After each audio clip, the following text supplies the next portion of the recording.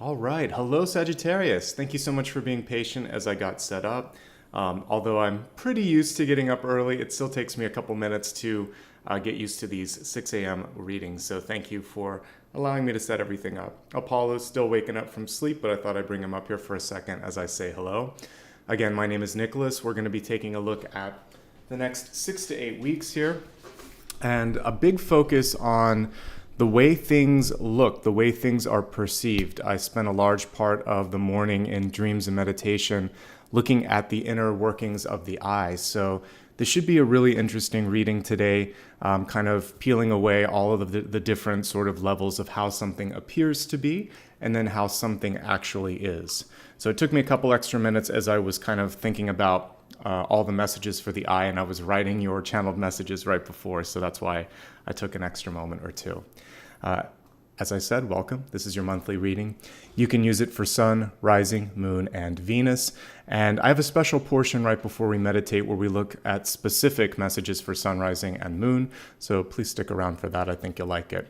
The rest of the format is right here below. We'll begin with those intuitive messages that come straight from source without the use of cards.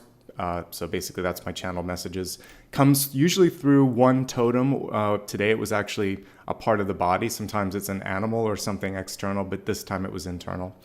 Then we'll look at the cards, and whatever needs to come through will come through. Then I look at specific areas like health, wealth, love, and destiny. And then we have a lot of other interactive elements which are listed below. So rather than talking about them, let's actually do them.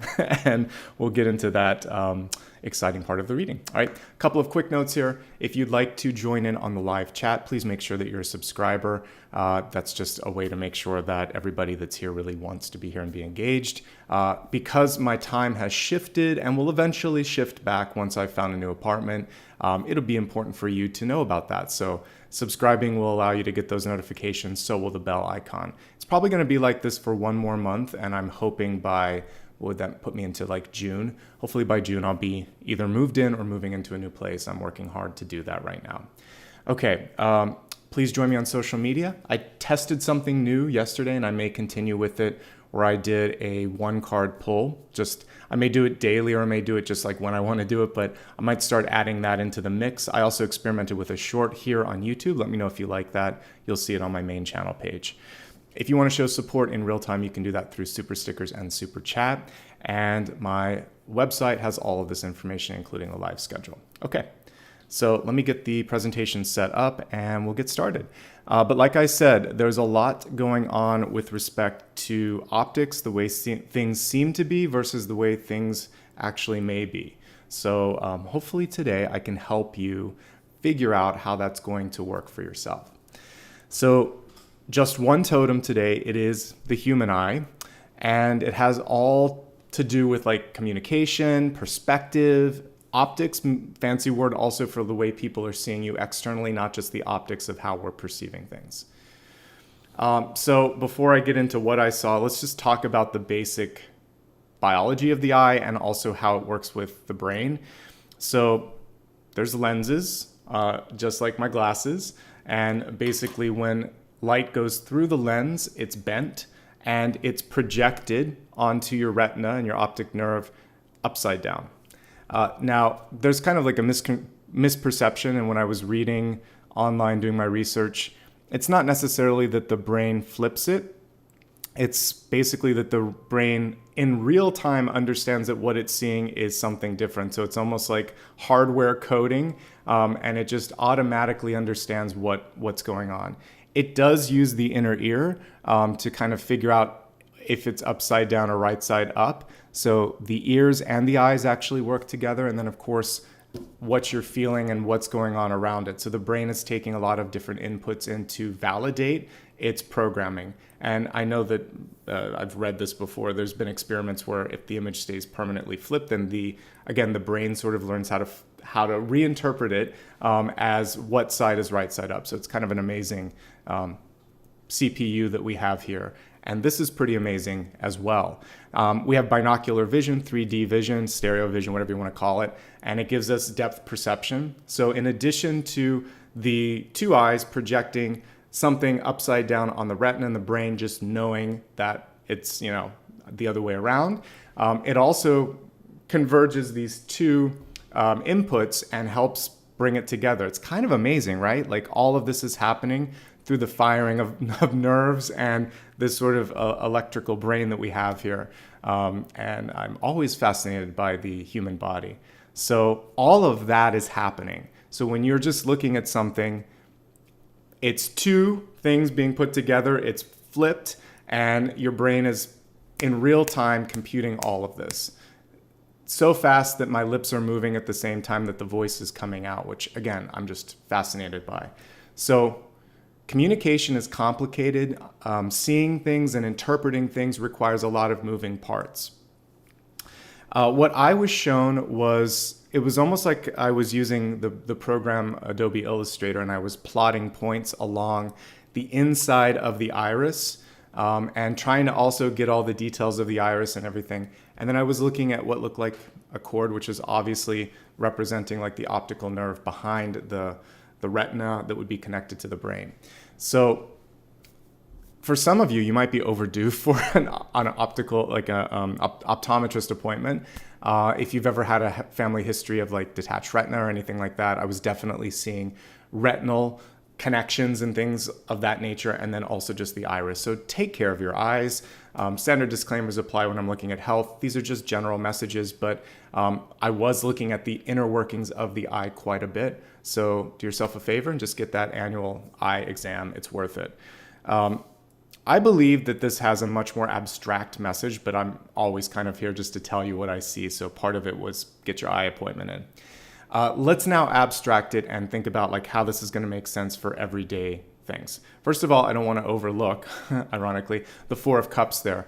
I titled this Another Perspective because the fact that I was looking from the inside out rather than the image coming from the outside in was the sort of spirit's way, or my own guide's way of saying, put yourself in someone else's shoes and see it from the way that they see it, and understand that they have filters. And this was also trying to get back to the unfiltered version of something. So a lot of times the obvious gets overlooked with Four of Cups, which is why I featured it as I was kind of parsing through all of this. Take a moment and just make sure that you didn't miss something that was right in front of you, that your own biases, your own lenses didn't get in the way, and that there wasn't something that was missing, a connection that you haven't reached out to, etc. There's something right there that's begging for attention, or there's something right there that could be tapped into as a resource. And that is a very good thing. Now let's go into validating sources. I featured the Three of Cups in this to just kind of enhance the message, because I think one thing that could be happening is sometimes we think it could be a gut instinct, it could be rumor, there could just be something that kind of makes its way to us when it comes to an idea. Make sure that you validated the assumption that the source that you're working with is connected to actual factual information. And basically the center bullet's the most important thing, which is to do your own research and to always add your own analysis, okay? Easy and straightforward, I believe, for the most part.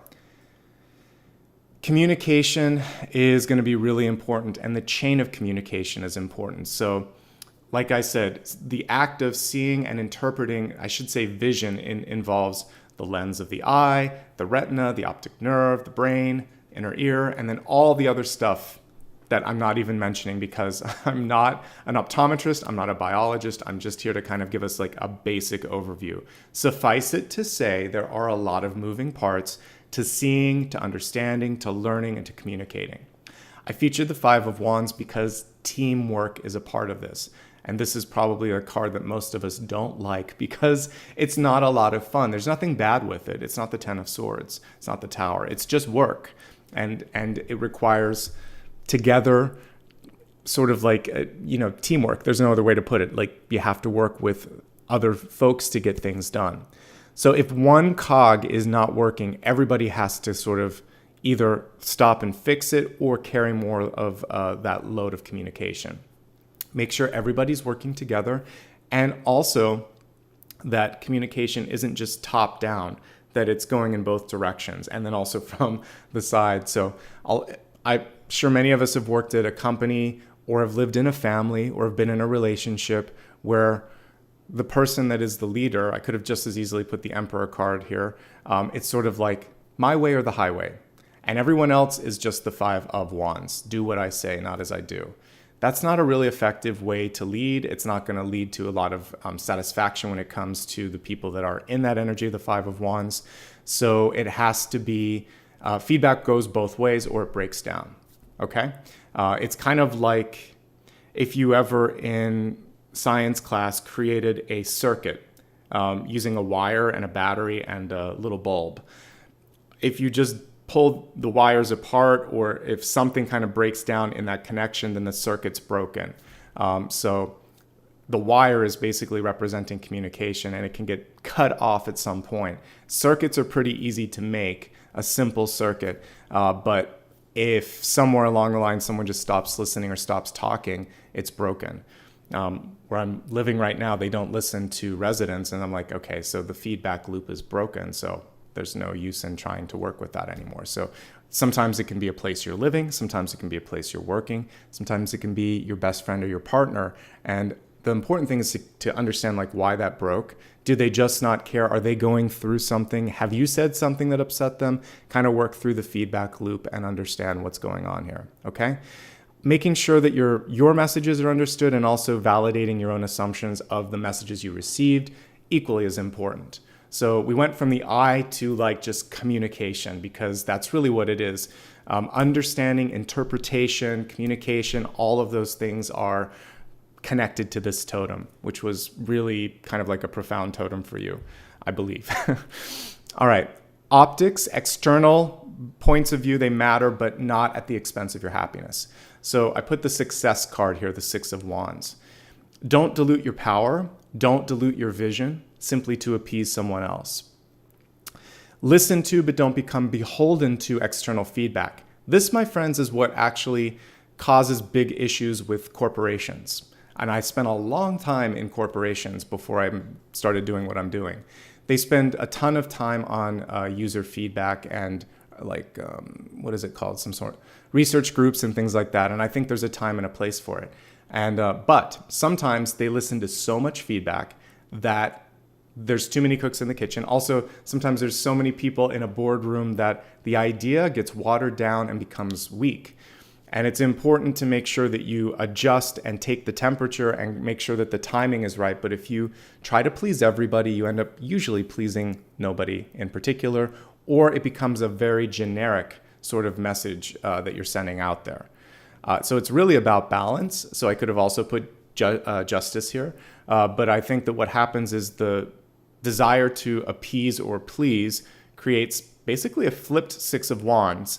Which is saying, I'm afraid that I'll fail, so I have to do everything to make sure that I make everyone else happy. And in the process, you abandon yourself, you abandon your idea, and you abandon the big picture. So don't do that. Because what I'm getting at here is you're onto something good. You know how to make this work. And it's important not to lose that sort of strength of vision, message, and self. Okay? Flip the script. Everything that I'm talking about, it's already upside down when it comes into our brain. Why don't we have the opportunity to look at things from a different perspective? See things as they're truly being perceived. Look at the world differently. Push through and look behind the curtain. So if you're feeling stuck, stop thinking that you're stuck. Think, what can I do different? What can I do differently? What can I try that's going to put me in a place where I'm forced to kind of just go with intuition? Take a walk, take a break, we're going to go into the next card, take a leave if you need to.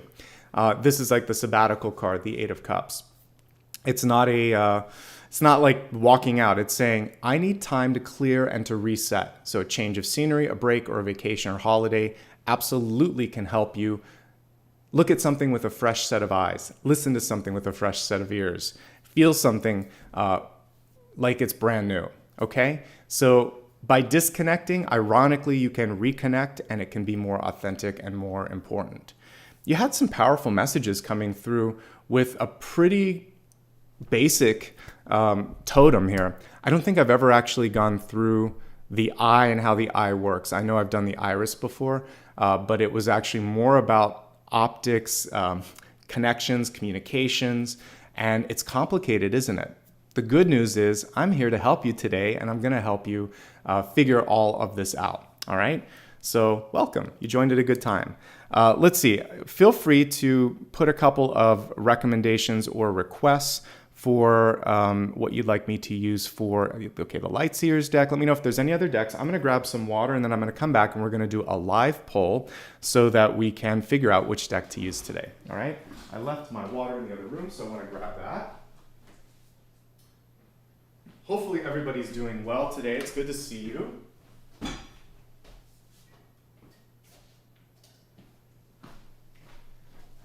And as I pour my water, let's see here.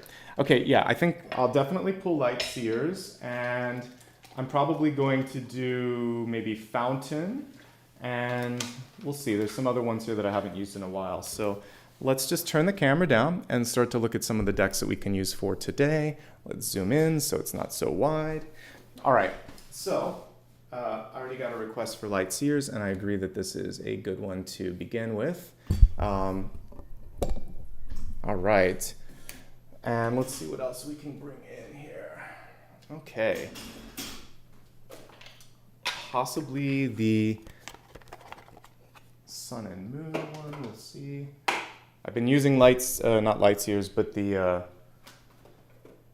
Wild Unknown for every other sign, so I'm going to pull it out of rotation for today. The Van Gogh one is okay, but it actually tends to not give a lot of specific information. So I'm going to not pull that one just because as a reader, it doesn't give me much. So give me a second here. We could also pull in the Luna deck here as well, maybe.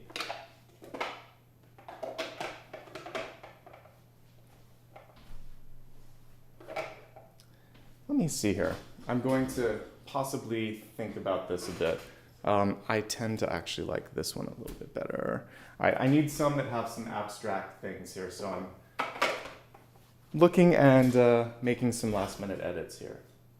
I also know that we haven't used this one as much. All right, so it's going to be these. I just had to kind of like look at what was in front of me. All right, so it's going to be Lightseers, Tarot de St. Croix, the Field, I believe, and the... what is this one? True Heart Intuitive. I'll show you some images. We'll pull one from each so you can see it, and then I will talk about it and we'll give them a shuffle. All right, so let me go ahead now and get these set up in a poll. Thank you for being patient. Normally I pre-select, but today there's just a lot going on. All right, so here we go. So we have the Lightseers, the Tarot de St. Croix, the Field Tarot, and True Heart Intuitive.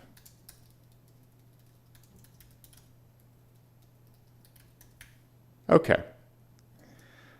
I'm going to send that out so you guys can vote on it, and I'm going to show you a few to look at from each. All right, so if you've never seen these before, this is the Lightseer deck. What's great about it is it's just a very visually beautiful deck and slightly different interpretations of traditional cards, which I like. This is Tarot de St. Croix. Same sort of approach on this one, which is just taking the old Rider-Waite-Smith and giving it some new and fun sort of twists and turns. I like it. There's some just great imagery in this one as well.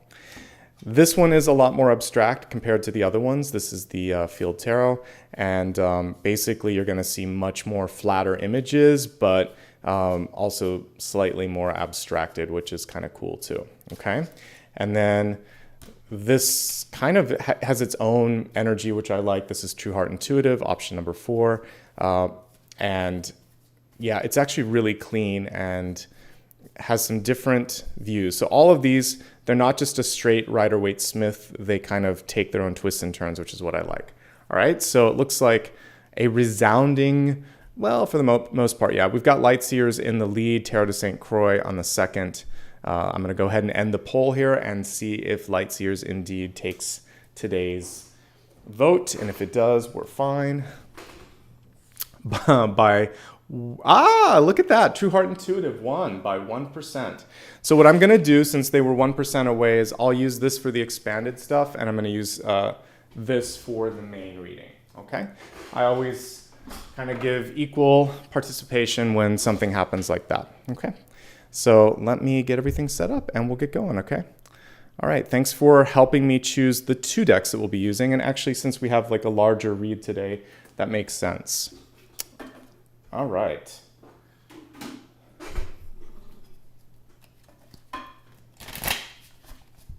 Let's give everything a good shuffle here. Look at the next 6 to 8 weeks and see what the messages are for you. So again, if you just joined, I am right in the middle of doing the Celtic Cross. And now we're going to focus on that.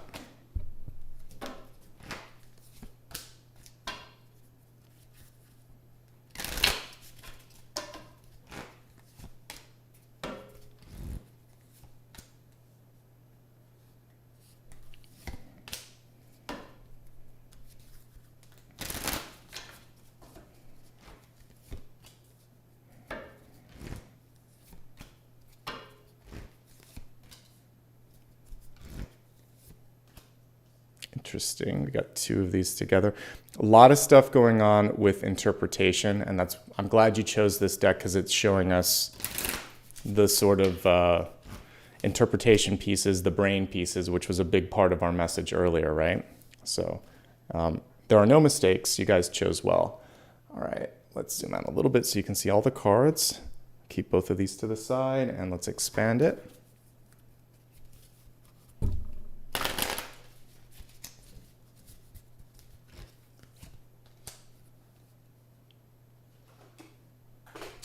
Gorgeous Lord Ganesh card there.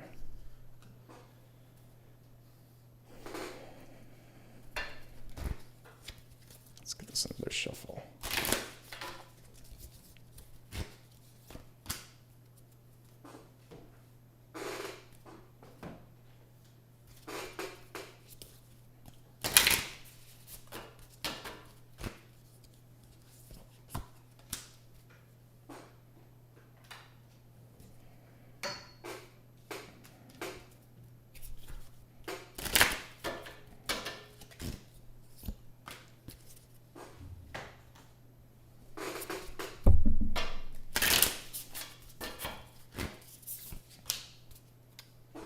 Very cool images and very cool messages coming through for today. So let's get started, everyone. Okay, first of all, a beautiful catalyst card coming through here with Lord Ganesha. We have Insight. Isn't that spot on with what we were just talking about with the totem? So this is, to me, almost like the kind of like High Priestess energy, really focusing on going within. And I would say the Hermit energy, focusing on what you're receiving here, what you know to be true, and allowing for that to be the compass. You do not need to always focus on the sort of optics of the external, which we were talking about. So when you find yourself in a vacuum of feedback, let's say your boss is gone, let's say maybe your parents are no longer here, let's say whoever it is that you kind of lean on for that touchstone, they're out of the picture or taking a break, you realize, I can do this. This is especially true for those of you that are working where you have a boss or a manager and it's just like, they're complicating this. I could just get this done, but I have to go through, I have to get the approval, I have to get them to weigh in, then I have to change something. So what this is kind of reminding you is not to forget that you always have had the power, you always will have the power to steer. And there may be parts of your life that you're not steering because of one person like that in another place. So work can sometimes get into our headspace and then we forget in a relationship or in our own finances or in our own sort of family situations that, wait, I'm the boss. So this is a boss card here on some levels, and it's reminding you that the way to overcome a block, because that's what Lord Ganesha does, is helps us remove blocks, is to trust what your own internal insight is saying. I know this to be true. I know I need to do this. I'm going to do this, right? A catalyst card also creates the proper action or reaction in a given month. So you have to trust what you're receiving, perceiving, and believing internally. Even if, or especially if, other people are on a different page, you're going to have to find a way to rectify that, okay? So I think that it's going to be really important for you to tune in and to trust. Really, really magical here with that trust piece as well, okay? Let's go ahead and see what's coming through at the center. Many of you, it's a difficult period that you're going through, or it's not necessarily difficult. Let's just say there's a lot going on emotionally. So we'll start with the Queen of Cups.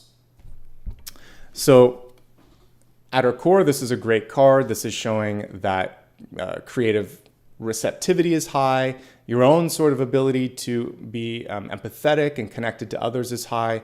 Very attractive card, just like the Lovers. So there's a lot of positives with the Queen of Cups that I want to highlight first. Since she came through reversed, what it can warn you of is that your enthusiasm, your anxiety, generally speaking, your emotion can sometimes get into your head, which we're seeing here with this beautifully illustrated Nine of Swords, and complicate. So, or obscure. So over-enthusiastic energy can sometimes make you jump to a conclusion or hop past a step or assume that everyone's on the same page, but they're not. It can also be a slightly, so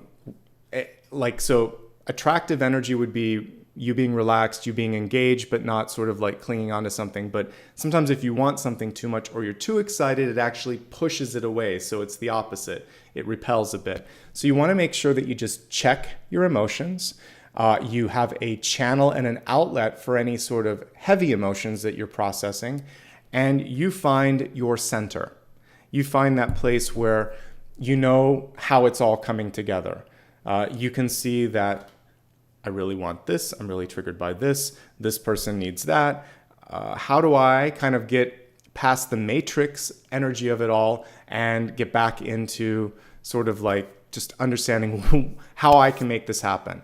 Seeing past that sort of facade, okay? So emotions are a filter and they're a lens this month, and you have to be careful with them. But on the plus side, you're tapped in, and you can use that to intuit what people want. You can use that to be a really good communicator, and you can get people connected to what you have to say because you're passionate. So the passion's good, and I don't want you to lose it, but don't let the passion or the heavy emotion hold you back or make you blind to something that's important, okay? Stress management will also be something you need to deal with. The emotions somehow coloring what you're hearing, seeing, or feeling can also kind of get in the way here. So Nine of Swords is understanding what the stress comes from and trying to kind of like get beyond what that's making you feel. We all go through Nine of Swords moments. Anxiety, like performance anxiety before you have a public presentation or speech, or if you get on stage, all of that is completely normal.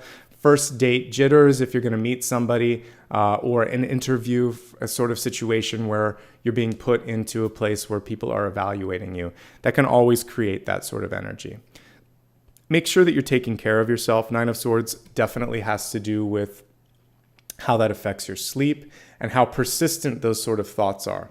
Because an occasional stressful thought is not going to be harmful, but if it's persistent, if it becomes like a phobia, or if it becomes a daily sort of fear or anxiety, that's when it's time to talk to somebody.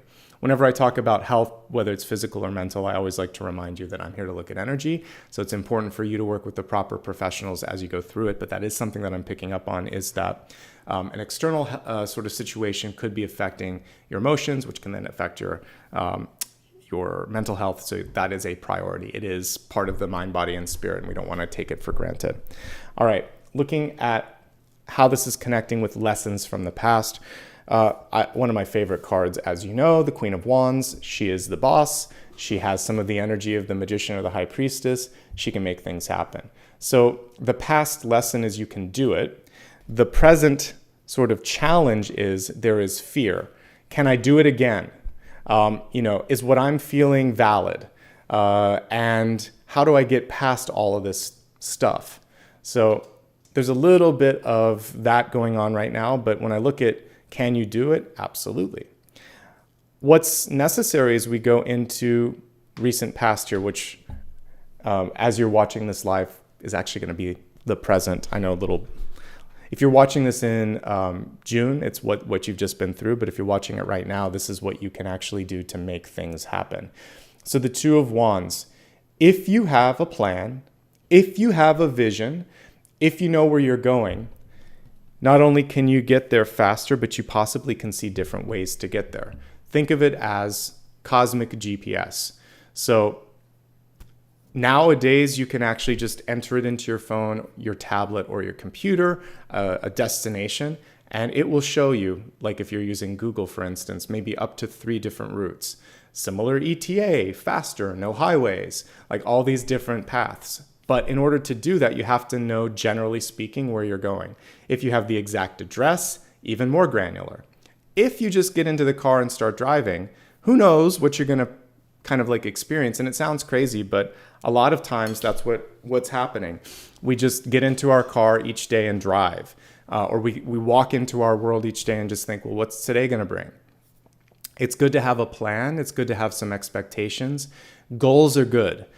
They are not the only thing, but when you know what you want and you say it, intuit it, deliver it to the universe, it can then start to work in your favor. And that's really what the Two of Wands is saying. Know yourself, know your goal, pay attention, because now the universe is a partner with you. You're not alone. There's 2 wands there, you and the universe. It's conspiring with you for success, for happiness, for things to come into fruition, okay? But if you don't know, then the universe is trying, but it's kind of like, how about this? How about this? And there's going to be a lot of wasted time and wasted opportunity, okay? So get clear. And if you're not clear, spend some time exploring things. Because I think I read in the comments someone the other day just saying, like, I'm never going to have an idea, or I never know what I want to do. I think that's probably just fear and frustration that's coming out. When we're thinking of our life purpose or what we want to do next, there's always something that excites you. Go first to where the heart and where the passion is. If you had all day to spend however you would like it, what's the first thing that you would do?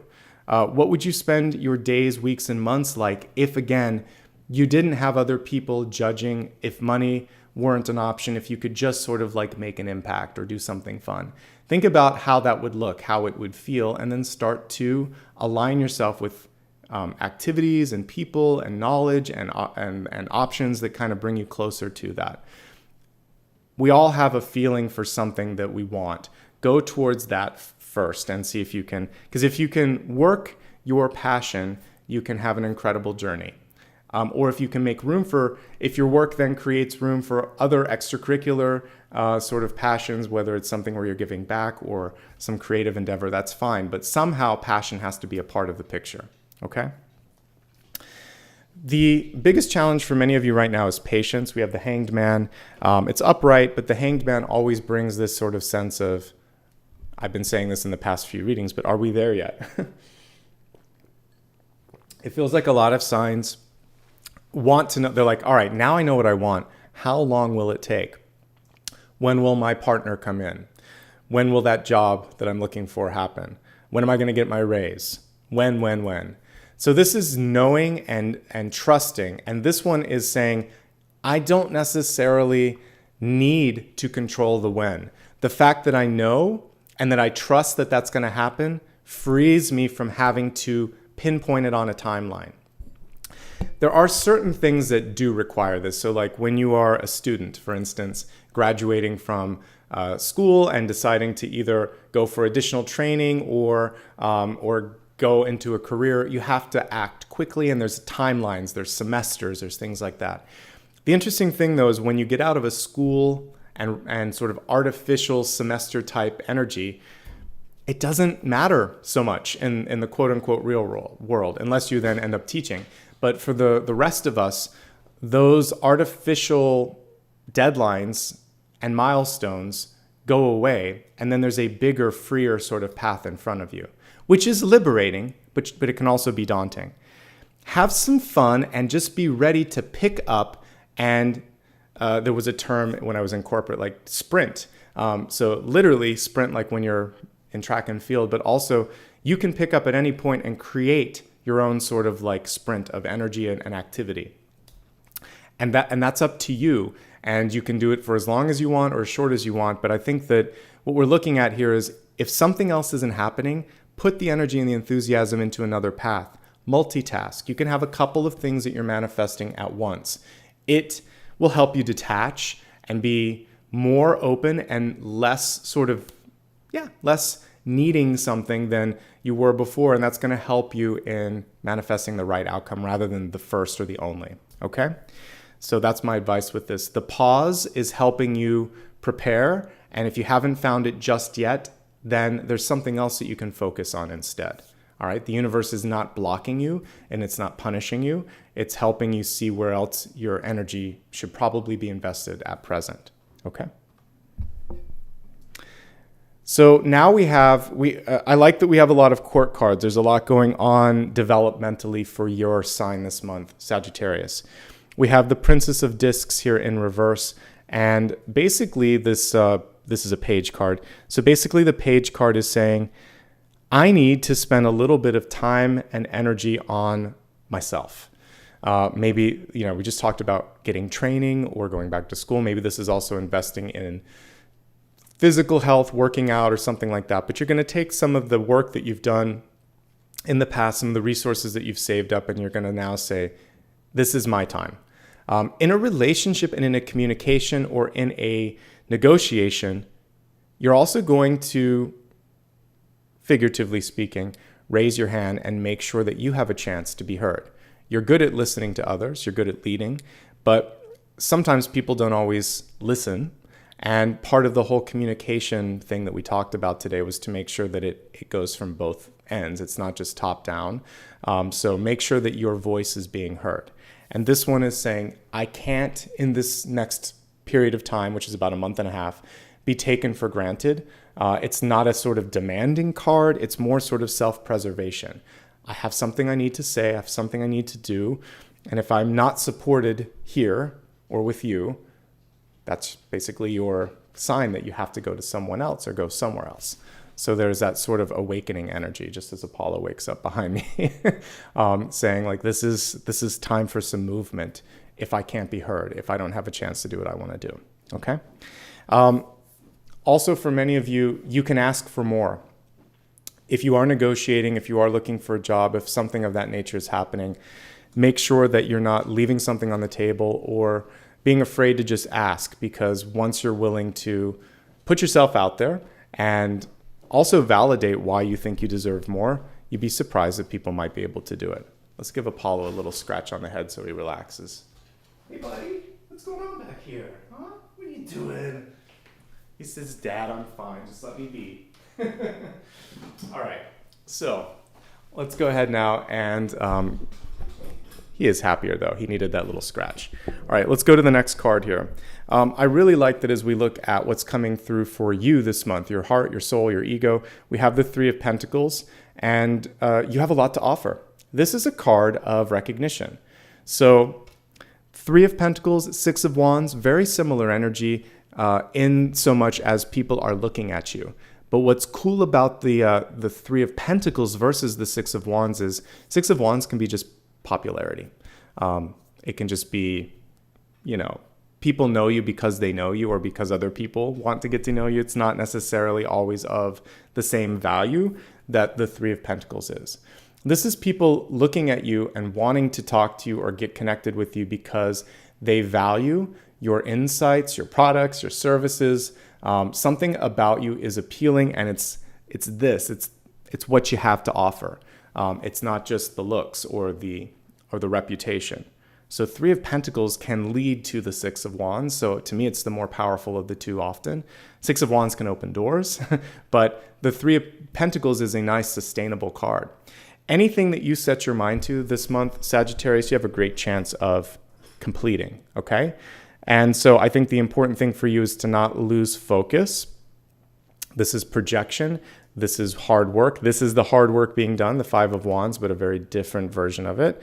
This can also feel like it's coming to a standstill because it's Medusa, but we'll talk more about her. She's a wonderful, beautiful, complicated, mythological sort of figure, and I actually respect her energy. So we'll talk about that in a moment. But the most important thing here is write it down, get it moving, get something finished here, because you owe it to yourself to complete this task. It's going to, or this goal or this vision, because it is very fruitful. It actually will pull in, for many of you, what you've been seeking: partnership, success, joy, better things, okay? So if one message gets through this month, you matter. It's good to invest in yourself. If you say you're going to do something, finish it. And if you haven't finished something previously, finish it now, okay? This is the time to get it done. All right, let's look at what might be stopping you. So we have Medusa. I think that the illustrator for this deck, and Rachel, who worked on this, I believe, they just did a really good job selecting Medusa for this particular card. Let's look at the card upright. Let's talk about Medusa as a figure, and then why it might be important to kind of consider what she might be doing here. All right, so first of all, Medusa is misunderstood. She wasn't actually she wasn't bad or anything. There was unwelcomed advances coming to her, actually, and I believe she was connected to Athena.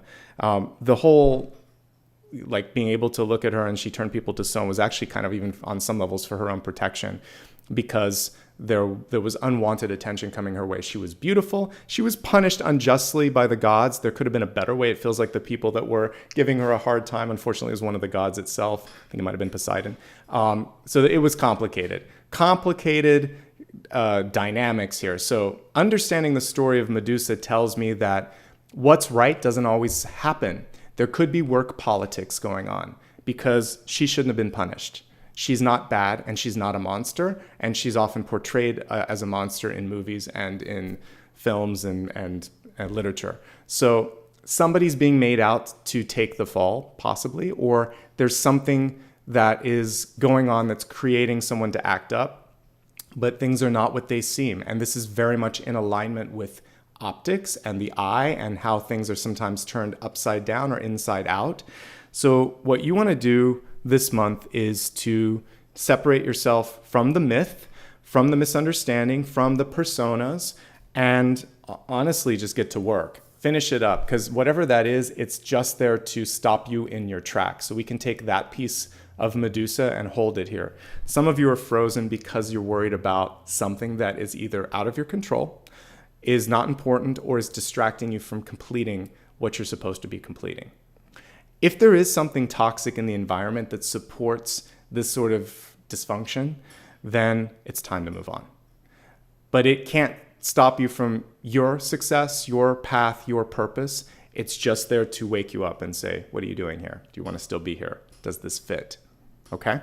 And I think that is super important to keep in mind this month.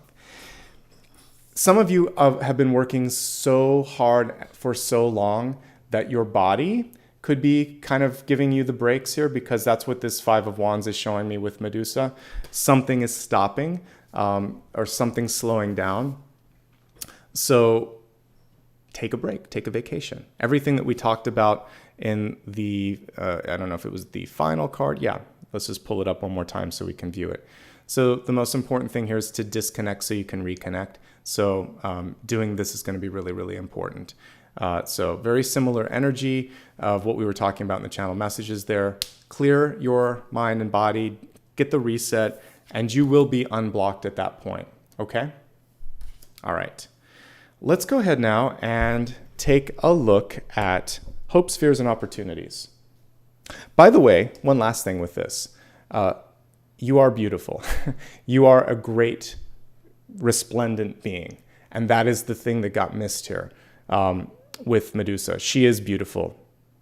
She was beautiful, but her energy still is. It just was too much for the gods, right? So there's jealousy and there's crazy things that happen. So don't put yourself in this sort of energy where you feel like you're not beautiful or you don't have something to offer, because then that sends a mixed message to other people. So affirmative thoughts are really going to be powerful for you. It may sound crazy, but just think to yourself a simple thing like this, which is, I am worthy. Those 3 words, I am worthy, right? Those are going to be powerful, attractive forces, each one of them. The I am, which is 2 words, but together becomes this sort of like powerful surge of energy. And then the worthy piece is a magnet.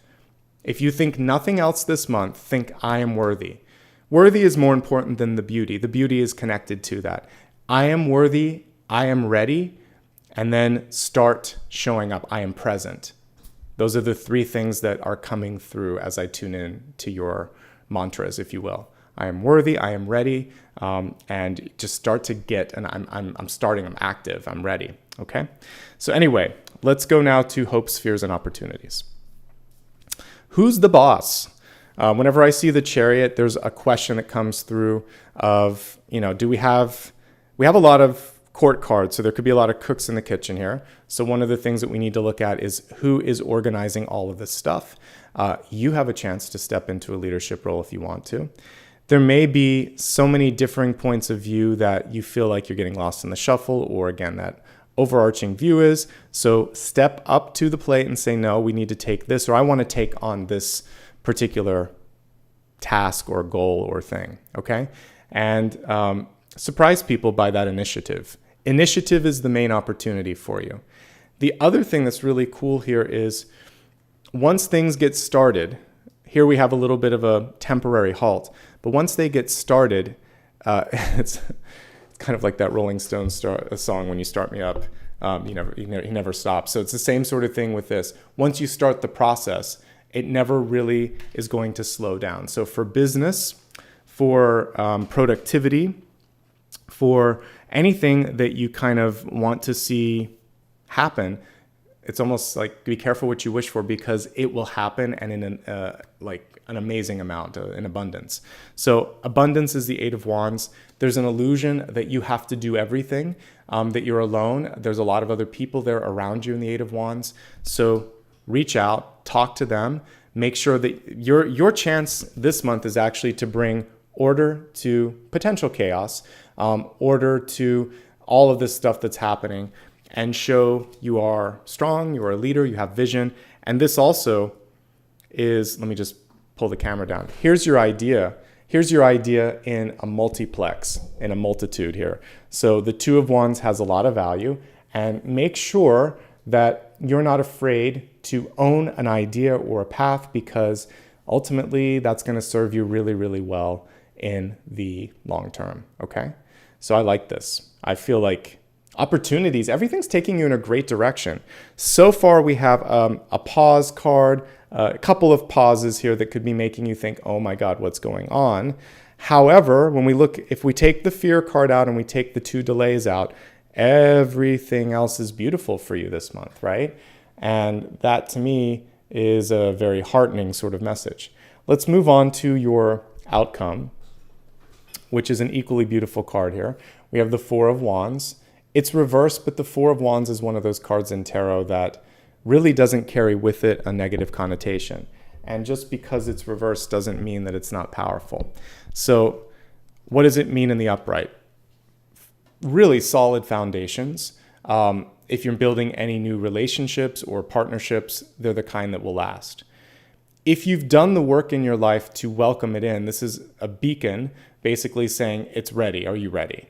And the lack of preparedness maybe or attention to this could be why the card is reversed. So what could happen is maybe you've become detached from the importance of partnerships, but they're going to play a big role this next 6 to 8 weeks. So like it or not, new people will be coming in, or old relationships will be coming in, and they're going to be playing a key role to success. So spend time and energy in nurturing those. And if you've been building something and then you just thought it's never going to happen, space and room for someone or something to come into your life, this is saying just about the time that you're ready to give up, it happens. So don't give up.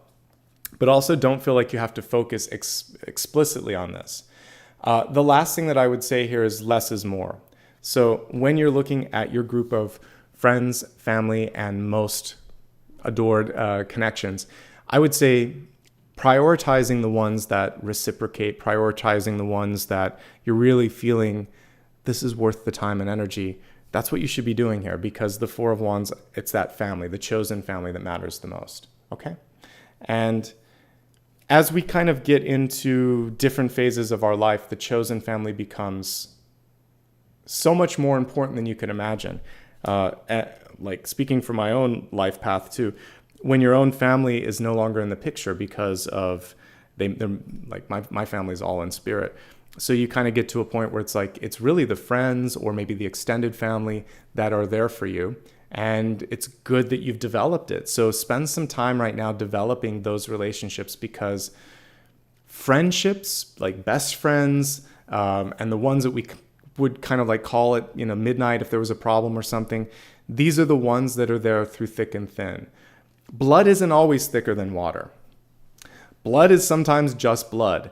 And the connection with someone that comes from the heart, you don't have to be sharing the same DNA to have your heart connected. So I would say focus on those relationships the most, and more so than some of the familial ones that can get in the way. Family usually ends up leading to energies like Five of Pentacles sometimes, because there's someone in the past that took away our confidence. You rarely get that with like a best friend or someone that truly is there for you. So that's what you want to connect with. And by the way, thank you for the support here. I'm actually in a good space and I have a lot of close friends in my life right now. What I'm saying with the Four of Wands is you understand the importance and the value of it. So I have family now. It's just not blood anymore.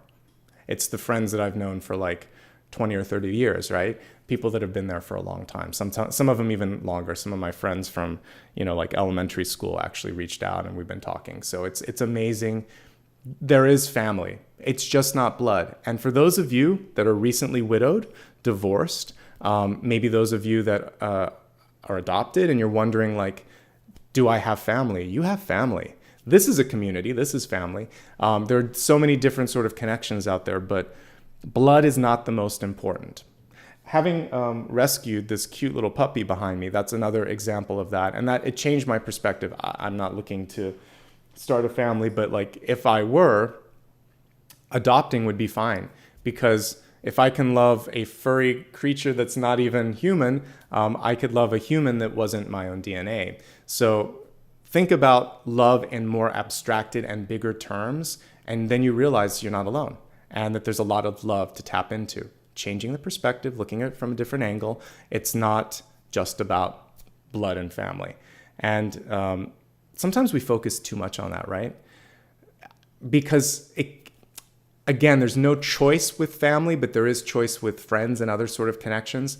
And family has almost unrealistic and impossible expectations. Like you can't meet all of your expectations sometimes. So if people are letting you down in your family, sometimes that's okay. They're just human. And there's other things that you can focus on. And when you realize that, it's going to make you so much happier, because you're not going to sit there and try to wish for something that's not going to come to fruition sometimes. Okay, so that's my little gift there to you as a perspective shift.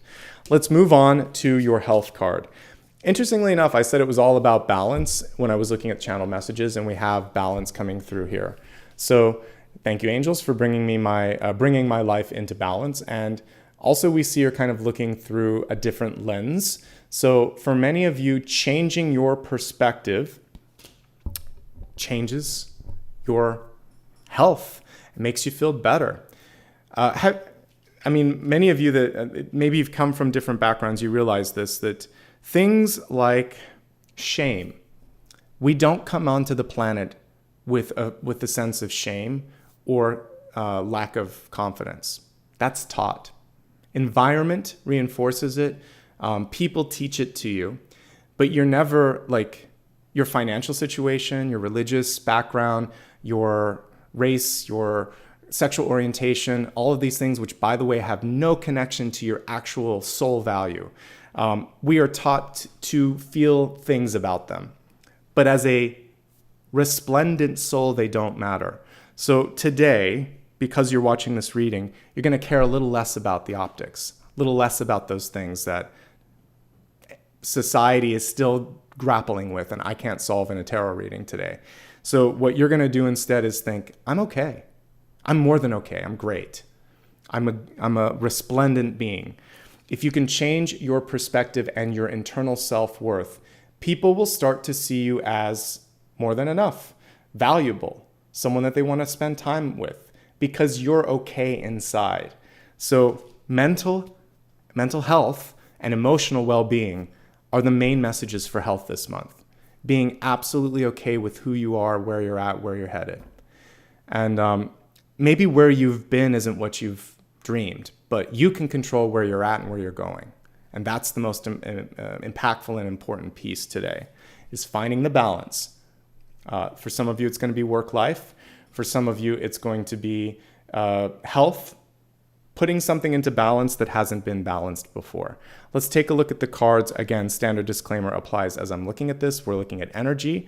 If you need any specific help in your life, you're going to work with the appropriate professional. Stress management, again, hopping out of the cards here. So how you manage stress is going to be key. Some of you may also be not moving enough. This is about turning to stone and being very stoic. This is about not moving. This is also focused on lower extremities, just like the Five of Pentacles can be. Specifically, some of you may have a weakness in your foot or ankle region. So make sure that you're moving your body. Make sure that your legs in particular are stretching and moving around, and that's going to be key to your happiness. Exercise also helps with the stress management here. Doing something fun and artistic. When we're kids, we do activities like finger painting and, other things that we just don't get to do as an adult because we're worried about making a mess. Do something that's just fun, that just engages your heart and your third eye, and have some fun with it, and don't worry if it doesn't actually connect to anything practical, because it feels like that's going to help you get your big idea.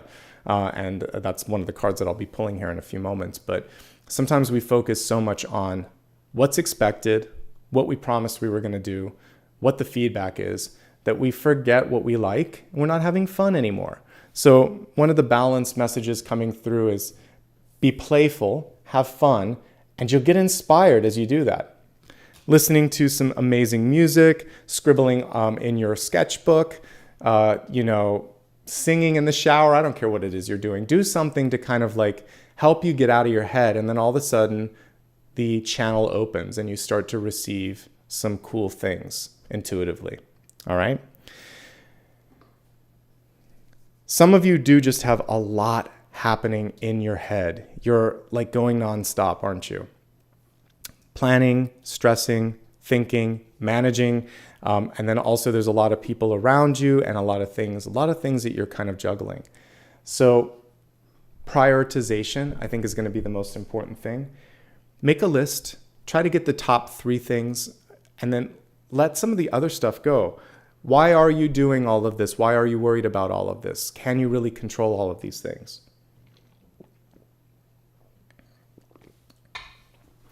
You don't have to do everything. I did a 1-card pull yesterday. I may do one later today as well. 7 of Wands was featured prominently in that. And you can do everything that you want to. You can put your mind to a lot of things, but there is value in knowing your limits, in standing your ground, and in knowing when enough is enough. And I think that carries over into messages for you today, Sagittarius, as well. Okay?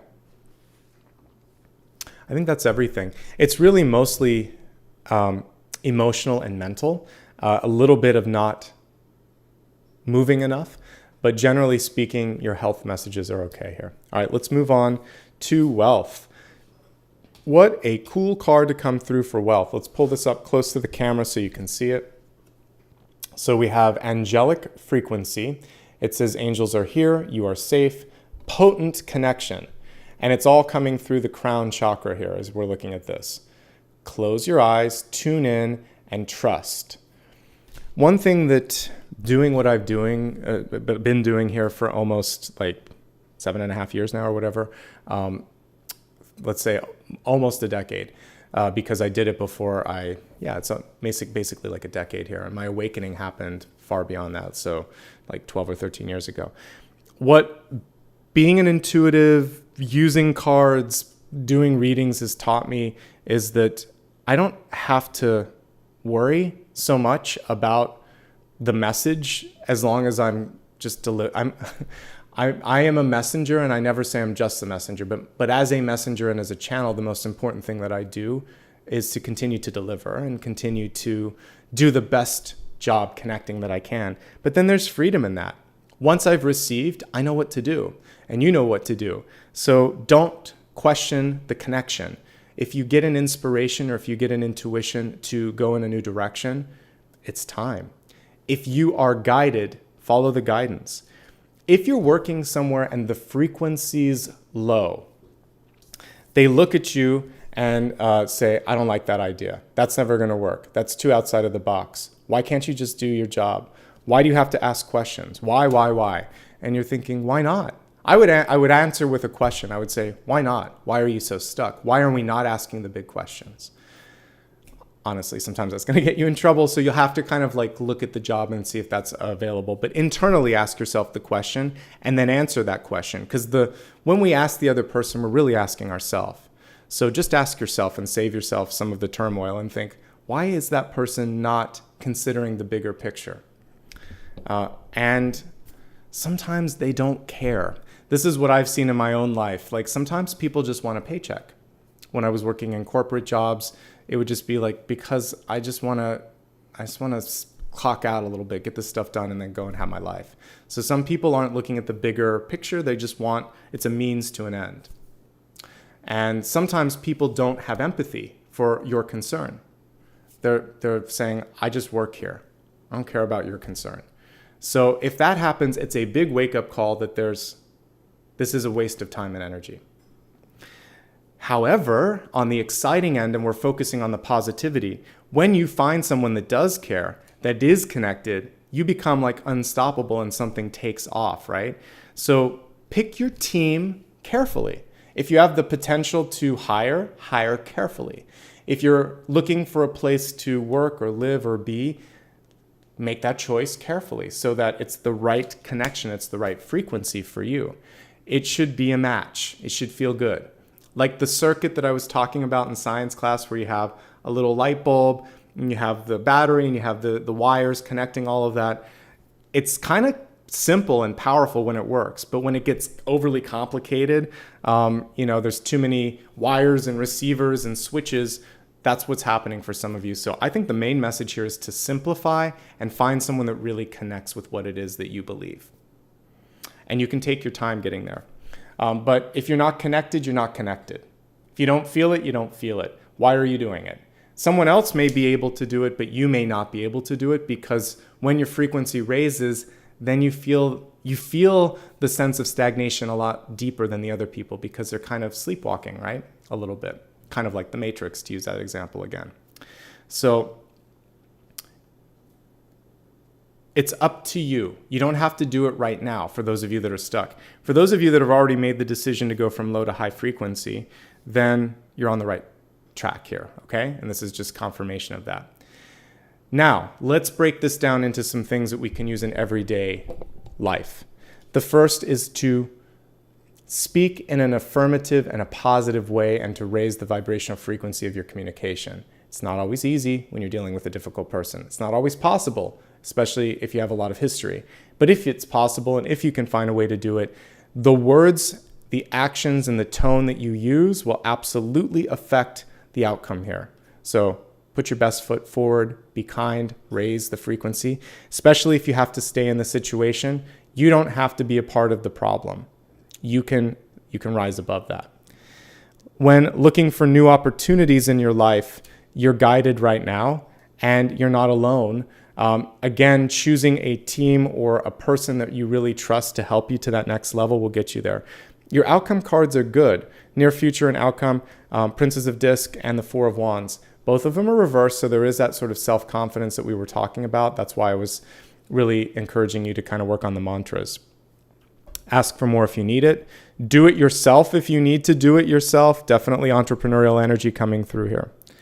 And you could get grassroots support for this, is what I'm saying. There are other people that feel similarly frustrated if you are working in a situation where nothing's happening. So power in numbers.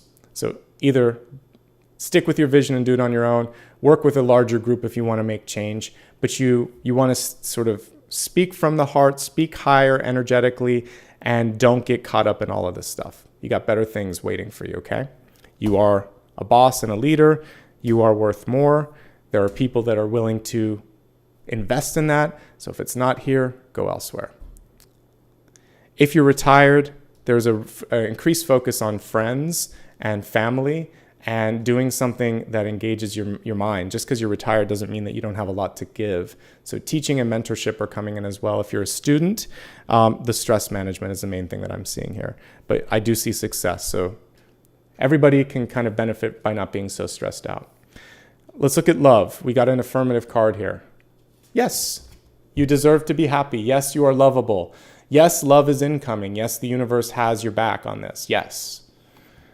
Also, if you're worried about someone, it's also a confirmation that you're probably on the right track there. It's an affirmative. If you had a question in your head about someone, yes, is what we're seeing here. Yes, it's something that you should focus on. But let's get more specific and let's use the cards now to look at 3 different areas. Existing relationships, if you're looking for relationships, or if you're single and happy. For those of you in a relationship right now, we're looking at the past and what's going on right now. So we have one partner showing up, ostensibly you, strong, headstrong, knows what they want, nice, strong, fiery energy here. Then we have someone coming through that is not quite on the same page. The emotions are clouding, like I said earlier, the vision or the cognitive process. And the water is kind of putting out the fire here. So we have to deal with the other partner and help them a little bit to get through this situation. Even if you're 2 or 3 steps ahead, you might have to take a pause, and you have to, you're partners, right? And get into that energy of supporting one another, okay? So I see one partner going through a lot emotionally, another one that is just A-okay. Stress management is key. You can't fix everything. One thing that is so difficult when you see someone that you love that's in pain is to realize that you can't solve the whole pot of the puzzle for them. The most valuable thing you can tell to someone that is stressed or in pain is, I love you and I care for you. What can I do to help? Ask. Don't try to solve. Don't try to kind of go in there and say, well, at least this happened, or you're going to be fine. Usually the person that's going through the pain, all they want to hear is, you're not alone. I'm here to support you. And more importantly, what do you need? What can I do for you? How can I be the support that you need?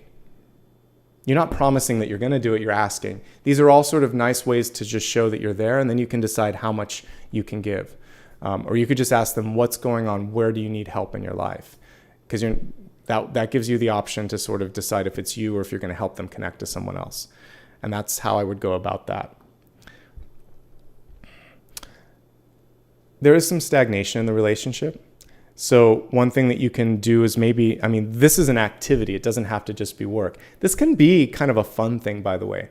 You might decide to take like a cooking class together. You might decide to learn something together. It can be therapy too, but it's something where you're like, let's not just think about our problems or our life. Let's do something bigger, grander together. Let's have some fun. Let's expand our consciousness. So that kind of a distraction could be a lot of fun. Learning and doing something different together. Remembering that you connected with that person because they're your friend at the core of it. And by the way, when I look at love, it can be like a core relationship in your life, a best friend, a sibling, someone in your life that you just really respect, because that is a form of love. So getting it back to that and emphasizing and underlining the love is key, okay? Helping them organize their own sort of chaos is key too, but you can't fix everything, like I said. That's the main thing. It does look good and it does look manageable, but the most important thing is to kind of help them see that maybe they're not even aware that they're depressed or that there's a lot going on, but that's what I'm seeing as a heaviness of energy. If that's not going on, we see one person that just thinks with their heart, one thinks with their head, and so you're going to have some stress based on that, like how to kind of get the other partner to go along with a more sort of impulsive energy, okay? If you're looking for love this month, I think the most important thing for you is to balance out your emotions, to focus on potential external stresses from work, school, or environment, and get those sorted out first. Don't rush, don't fear, don't think that it's not going to come through, because it is. The timing, again, is the universe conspiring to get that right partner, the perfect fit for you, okay? Right now, there's a little bit of self-worth energy that could be sorted out, and I think once you sort that out, the energy of the partnership comes in. If you're single and happy, I actually think it's a great time to be focusing on personal development and taking some sort of project and finishing it. But partnership for you is teamwork, because 8 of Wands is a team, 4 of Wands is a team, and even the 3 of Pentacles is illustrated here can be higher education, can be bringing in experts. So we have expert knowledge, we have community knowledge, and we have like a best friend. You are not alone. You got a lot of people to support you in your personal development and in whatever it is you're trying to finish here. So focus on that sort of energy with relationships, because it's all there for you, and it's all here in the energies that are coming in. So looks like a good month for you. Everybody this month has to focus on the stress management a little bit. So I think that's the key thing for you. As we look at your destiny card, we have the spider. I like to think of it as a cosmic spider, because you can see it kind of looking towards the night sky or outer space. We did a meditation yesterday as I was reading for Scorpio, where that was part of it, kind of like casting out your vision or your desires there. So some interesting things with the spider energy. First of all, it's super magnetic. Just like the Lover's card, this is more magnetic than the Lover's card, actually, because it's a web. A few things that you want to think of with this. If you don't state your intention, it's very hard to receive what you want. So there is a call and answer sort of energy here. So the call is the web, saying, this is what I want. I'm putting into action all the things that I need to bring this into my life. And then the universe will start to allow for things to sort of like stick. And this time around, the message the universe is giving you is it's going to stick, it's going to work, it's going to last. Whether it's a relationship, a job, something that you're trying to change in your life, there's a sticky, positive quality to that. You weave, you create, you write your own future. You are not beholden to the powers that be. You co-create. There are things happening that you have to react to, but you are co-creating with the divine. So this is the month to co-create more than you have before. Take more of a leadership role and realize that when you feel like you are the leader, then your ideas start to take shape, take form, take flight. And this is you. In the deep past, this is also you. Look at all that fiery, strong energy there. You're the boss. So be the boss, be that boss energy, and see where it takes you. Let's go ahead now and look at the big idea. I'm going to use the runner-up deck here. By the way, we just got the Emperor card that popped out as I was saying that. So this is emphasizing again that you're the boss. But we're going to use this deck to get the big idea. You just got a bonus card there, which is saying you've got this. But let's go ahead now and take a look at the big idea for this next month, focusing on what is it that you can focus on to be your most powerful, to really make all of this happen. Okay, so there is word of mouth is actually going to be really important to you.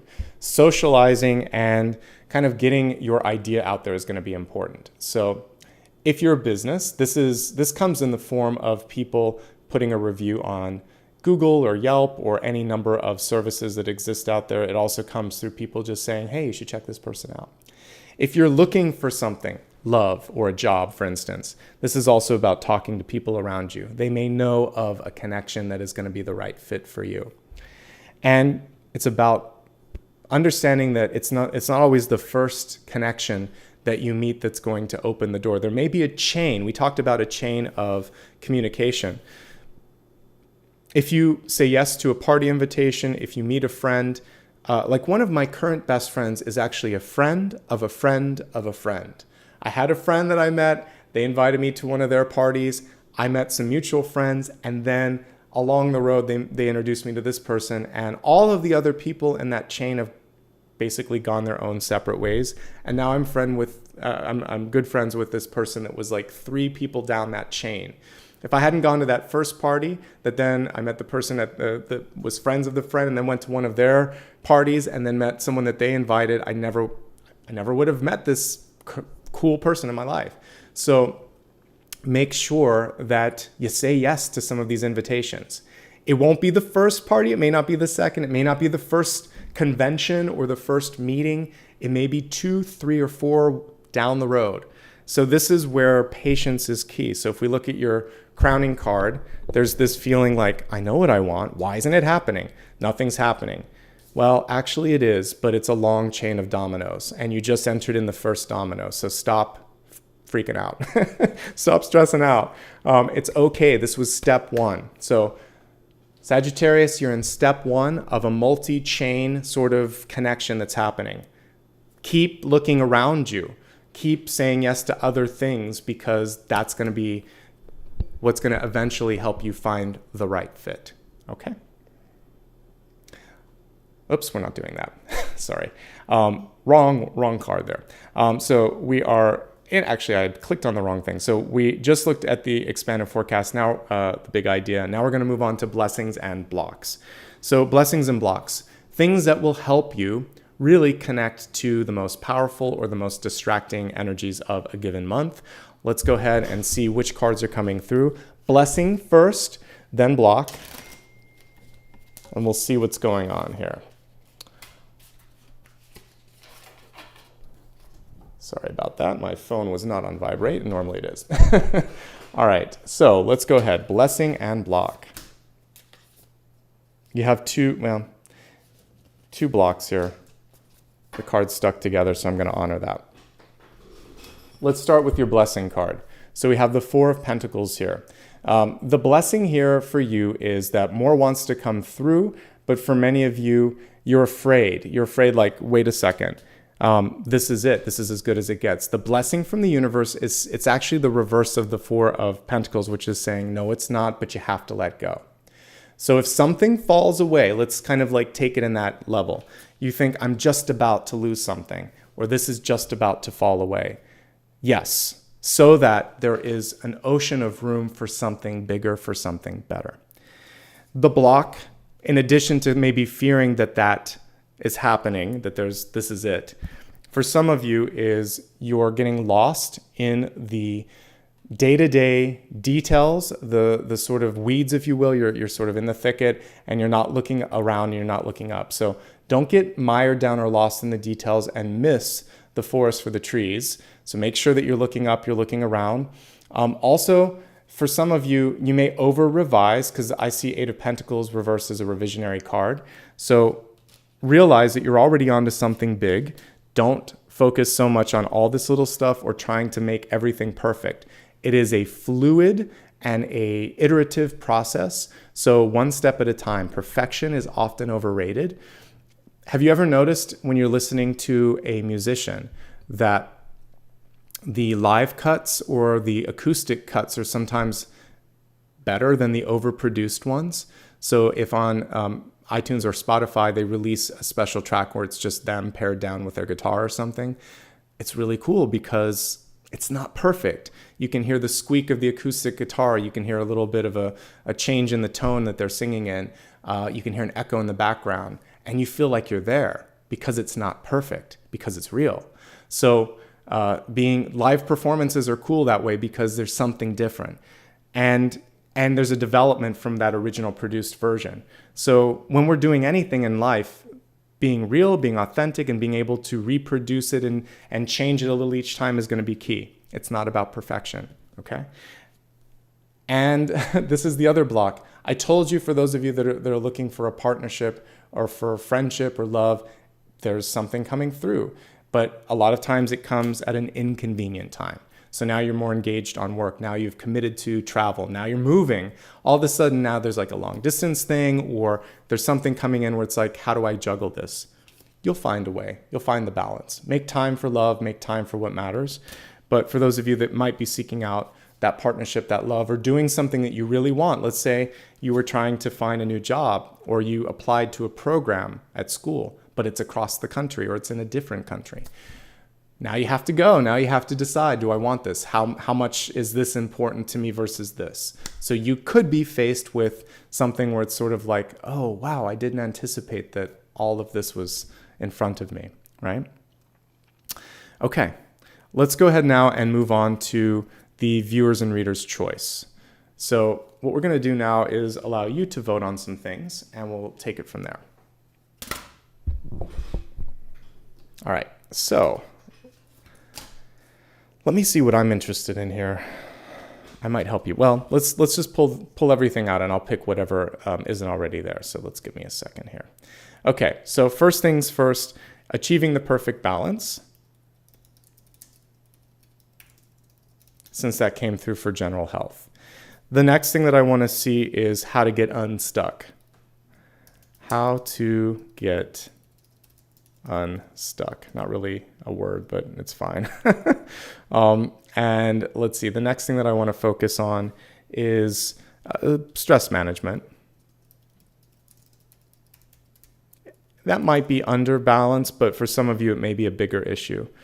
I'll put a couple things here. I'm going to say stress, fear, anxiety management, because there may be a bunch of things that are kind of coming through on that. That's enough for you to vote on. So let me just pull out this last option. I'll let you vote. While you're voting on that, I want to take a look at how to raise the frequency, because the angelic frequency card definitely spoke to me. So let me do that while you're voting on that.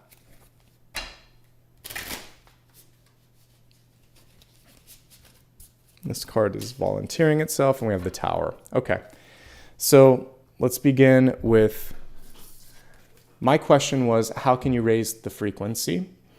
And you have to change. It's not always the most fun card to come through, but I like the Tower. As a reader, and I'm sure my other fellow readers out there agree, I appreciate a Tower, a Devil, a Ten of Swords, a major arcana card that really clears it up for me. When I see the Tower, it is a clear indication that whatever it is that you were doing isn't working. So to improve your health or improve the situation or improve the frequency, you have to change, you have to move, or you have to move on. Repeating history and expecting it to change this time isn't realistic. So it's best now for you to make that leap of faith. So to be happier, to have a higher frequency, and we looked at it in the wealth area in particular, it's time for a change. So when it comes to wealth, which can be your job, your money, or your life purpose, there's a change. A move can help you with that change. The Tower is a move. Organization can help you with this because you may be disorganized. And also just a complete reset. There are times where if you've tried something from every different angle, it's lost its form. So it's better just to chuck it in the bin and start anew. This is one of those moments where it might be better to take a fresh start than to try to salvage a bunch of disparate and overworked pieces. Okay, so in life and in art and in different parts of what we do, sometimes it's just better to have a fresh start, and it feels like that's what's coming through. Okay, let's take a look at what you voted on for me, and it's how to get unstuck, pretty much by a long shot here, by 48%, so thank you so much. Let's go ahead now and see how indeed can you get unstuck in your life. For each of you, there might be a different thing that's making you feel that sense of, I'm not where I need to be, etc. So let's see what the message is. All right, so we have the Eight of Wands card here for how to get unstuck. And for many of you, there's just a general piece of advice that you have to keep. Unfortunately, there's a lot of things going on, and that is actually going to be advantageous for you. So sometimes we think that I have to do this and just this, and if I can't do this, then I'm never going to get onto this, or this. So what this is basically saying is, if you can change your sort of like your energy just a little bit and redirect it, that's what I was trying to say, redirect your energy and start to work on something to the right or to the left, then suddenly all of this intuition and guidance comes through for what you were focusing on. So there is a little bit of power for you in just getting busy with some other things. So if you have reached what feels like, but not necessarily is, a block in front of you, you feel like I can't, the words aren't coming to me, the ideas aren't coming to me, it's just not happening. Then grab a few different things and distract yourself with other things where you can be very productive. Get a list of things and think, what can I finish today? What can I finish within the next hour? What do I already know that I need to do? Start to check things off and feel that energy that I am productive, I am powerful, I'm ready and I'm receiving this. Get a list of things you can do, and as you start to do those things, you're going to ultimately get back into the understanding that you are powerful, you are capable, and you'll start to receive in a sort of subconscious way. One of the reasons that I resonate a lot with dreams is I work so much during the day, and I work a lot that the universe has just basically said, fine, we have more messages for you. You're going to have to receive them in your dreams. If I want to have a really good night's sleep, I need to meditate, because then I can get all the stuff that will normally come in dreams and just jot it down then.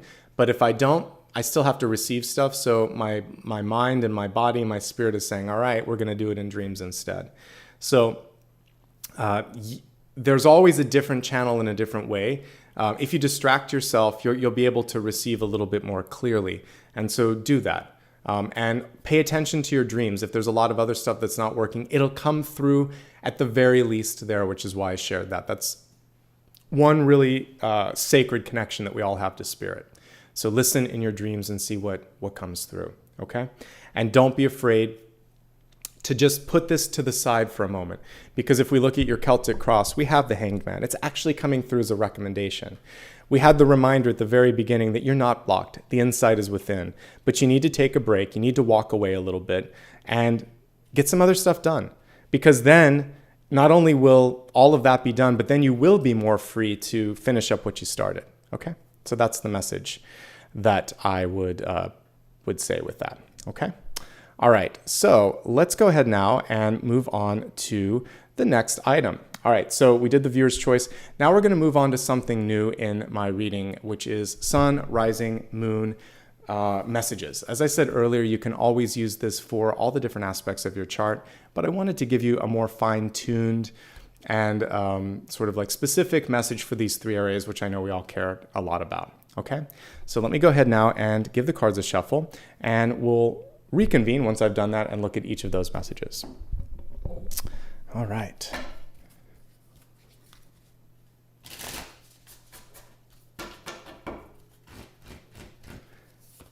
Sun, rising, and moon.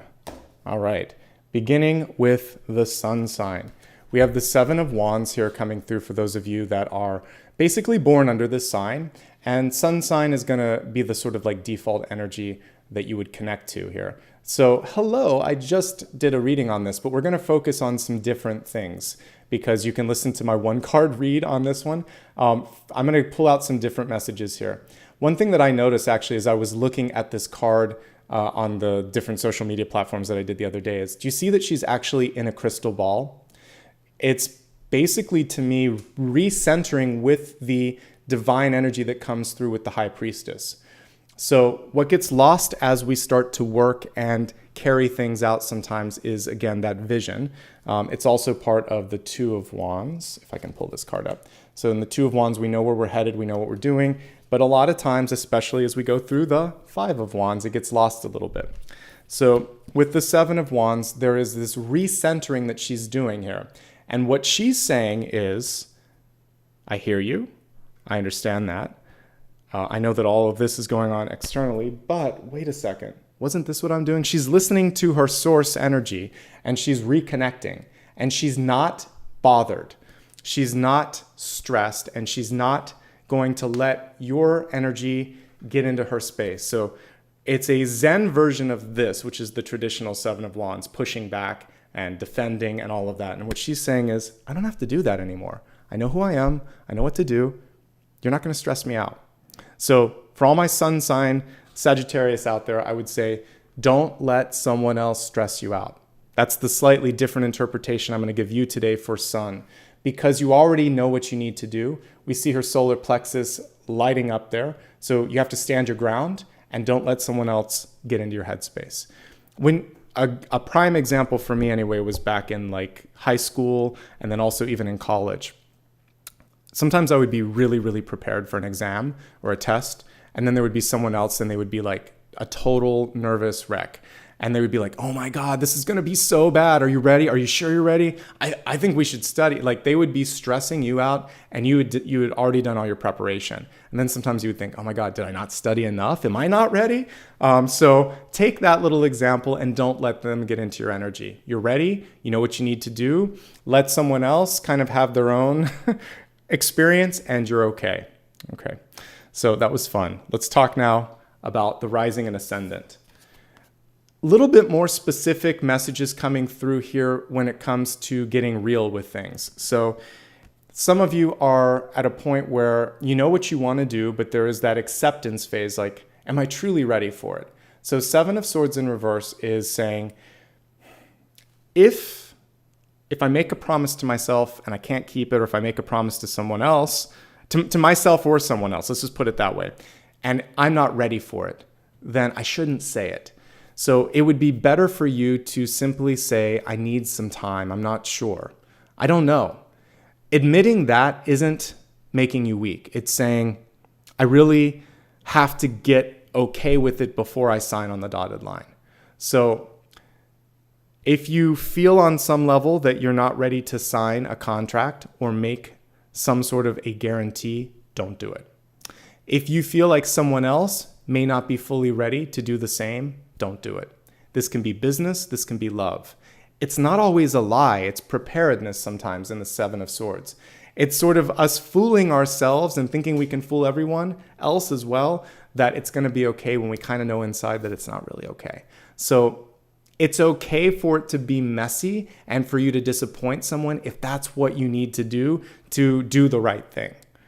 So sometimes we say the wrong thing or tell a lie to protect or to try to convince ourselves. And this is saying it's time to be honest with yourself and to be honest with others.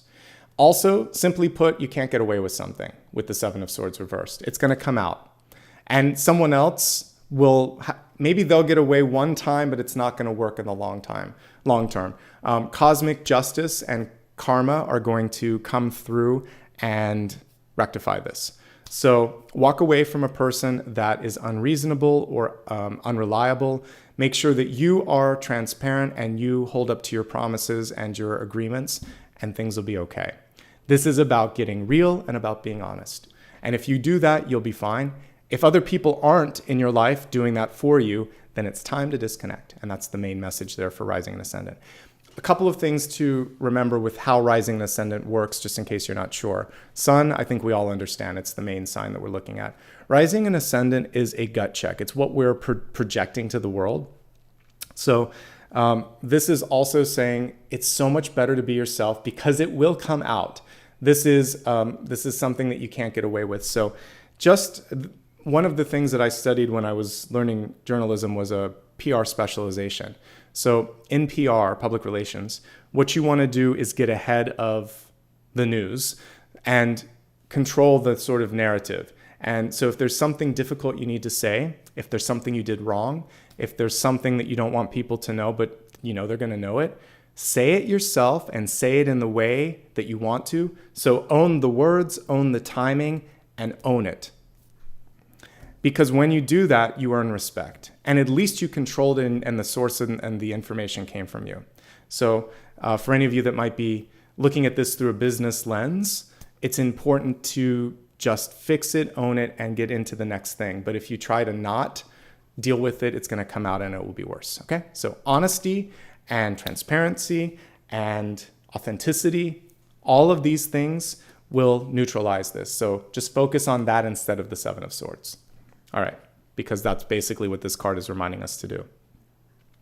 Moon. Moon is sometimes the things that we haven't admitted to ourselves. It's the secret side of ourselves. It's the things that people don't know about us. It's hopes and fears. it can be very exciting too, because it is your secret to success. We have the sun coming through on this one, which is delivery, which is birth, which is power. So you have a hidden strength that you haven't let people see. The minute you show them that side of yourself is the minute that they feel like, wow, this is someone I really want in my life. This is someone that I underestimated. This is someone that has more power and potential than I thought they did.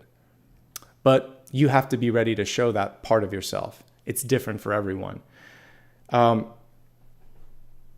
would say for you, focusing on joy this month and doing things that make you feel truly yourself, that's going to be what's important. Because interestingly enough, the sun is your ego when we're looking at tarot, not so much sun, rising, moon.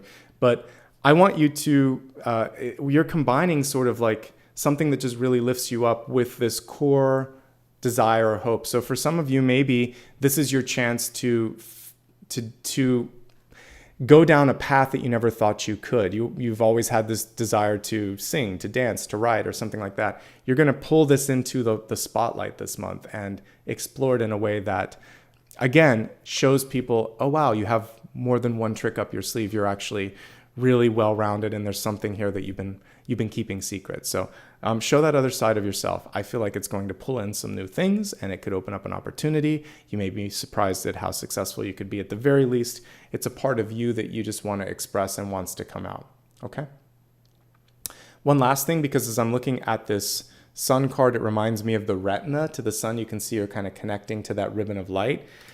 If you don't see it, or if you refuse to see it, or if you won't let other people see it, they're never going to be able to truly understand or perceive what's possible. So you have to see it first for others to see it and embrace it. Okay? All right, everyone. Let's move on to just kind of take a quick view of what we've done so far. We've moved through the channel messages, Celtic Cross, all of the interactive elements, and now we're going to focus on the final card in just a moment. I always like to do a meditation before that, so we'll look at a key opportunity this month for you.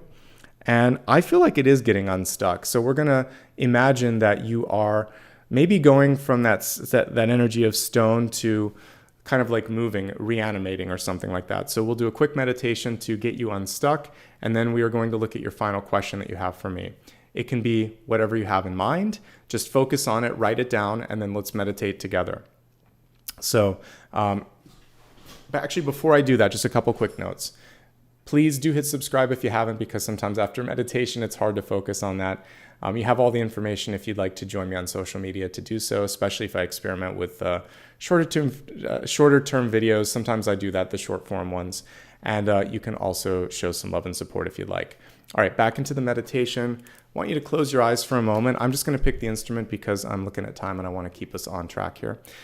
So close your eyes, take a nice deep breath. And just really allow in this moment in time for this opening of space to happen within your mind, your heart, your soul, your lungs. Just feel like you're pushing at the walls around you, energetic walls. So if you felt like you were a statue, this is almost as if you could energetically push through it and realize you're not a statue. This is just a cast. This is a mold. And your opportunity this month, as you inhale and exhale, is to break through that mold, pushing at all of that plaster around you. And now opening up energetically and seeing these ribbons of light around you. Imagining perhaps that you could be like this phoenix rising from the ashes, a beautiful fiery bird rising from this stone, from this plaster, from this mold that had been holding you back, had been containing or concealing or pulling a part of you down that didn't need to be down. This is your moment to shine and to rise above. And just focus on that energy of feeling brighter, rising up, raising the frequency, hearing more, seeing more, and being more. I'm going to go ahead and play the crystal pyramid as we do that, and then we'll come back and look at your final card.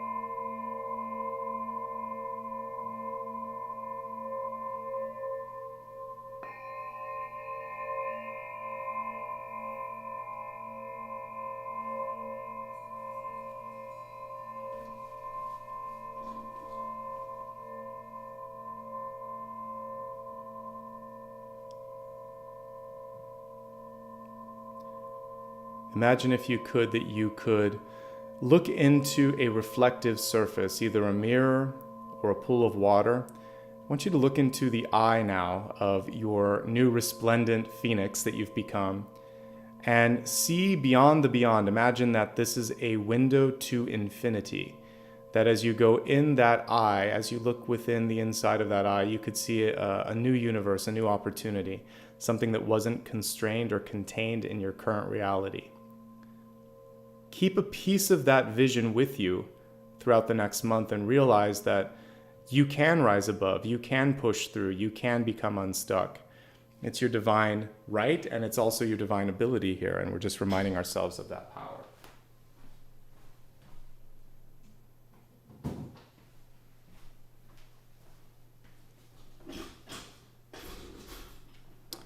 When you're ready, come back into your mind, come back into your body, take a nice deep breath. Rub your hands together, put your left hand on your heart, your right hand on top of that, and welcome back. Go ahead and think about your final question for me. Don't type it out yet, just focus.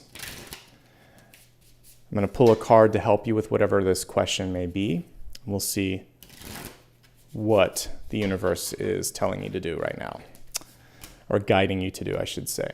Okay, so yet again, we have the Three of Pentacles. The Three of Pentacles came up here showing your soul, showing your ego. Now we're seeing it here as, it was reversed by the way, but it's still a positive card. We're seeing it as an affirmation that yes, what you're doing is going to bring about completion of a task. For many of you, the visibility that you were hoping for. But don't limit yourself to just one person or one place. For those of you that might be thinking of putting something out into production, for instance, there might be one place that you would think that you'd want to have produce it, but there might be a better one, so expand your canvas. For those of you looking for a school, you have your like top tier choice, but there might be something beyond the first one or two or three that could be an amazing fit. So this is really saying, when you think that the net is as wide as it should be, just go a little bit further, because there's one other place that is beckoning or calling to you, and it may be a better match. Because whenever I see this card in reverse, there is still sort of like revision or sometimes like expectations that haven't yet 100% been met. And one of the messages this month was to make sure that you didn't dilute things too much. So make sure that you're not changing to appease, but that you are finding something that is in the right sort of frequency connection here. Generally speaking, this is just a good card for, again, finishing what you started, and higher education, and also receiving some sort of a nod of approval or recognition. You are overdue, I think, for that recognition or that step up. So whatever you need to do this month to help facilitate that or accept that or open up the door, it's a yes. And generally speaking, Three of Pentacles in reverse is a yes. But it would be a yes, but look at the fine print or make sure that you haven't missed something else out there. It'll be a good option, you'll be happy with it, but you may have wished, oh, I wish I could have, I didn't know about that, or why didn't I ask about this? So look a little more, ask a little bit more, and don't feel like, again, that you have to rush to the finish line, okay? That, my friends, is everything in your reading for today. I hope you enjoyed it. Again, if you would like to show support, it's 100% free to subscribe. It actually gives you the opportunity to chat in the live readings and also keep apprised of any changes in my schedule, because come June, or July rather, probably I will change back to a more realistic time than 6 in the morning. All right, please follow me on social media, as I said, and I'm gonna give gratitude and thanks to anybody that gave back right now. Before I do that, a reminder that it's Friday when I'm doing this reading, so I'll be doing the weekend collective 7-day forecast on Sunday, same time. And then next week, we'll be looking at Capricorn, Aquarius, and Pisces on Monday, Thursday, and Friday. Actually, I have to look. I might be doing a bonus reading. Let me double check my schedule while we're talking, just so I get the right time in there, and I'll let you know. With all of that being said, it's a nice segue. You can always go to my website to look at past, present, and future readings.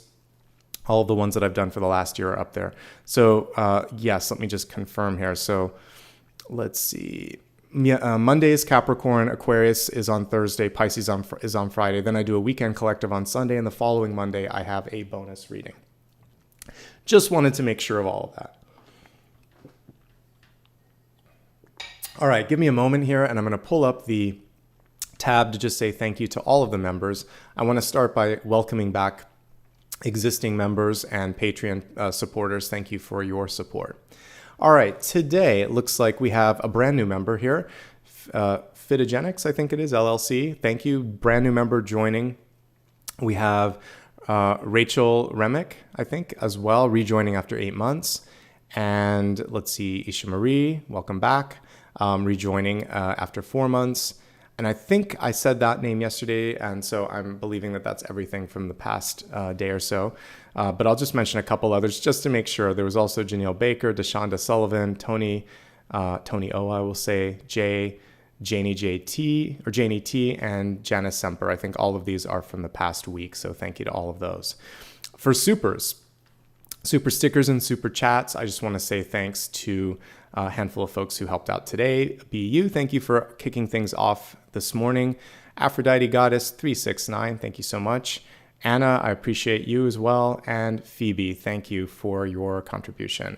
Looks like Kiara came in as well, and I think that's everybody.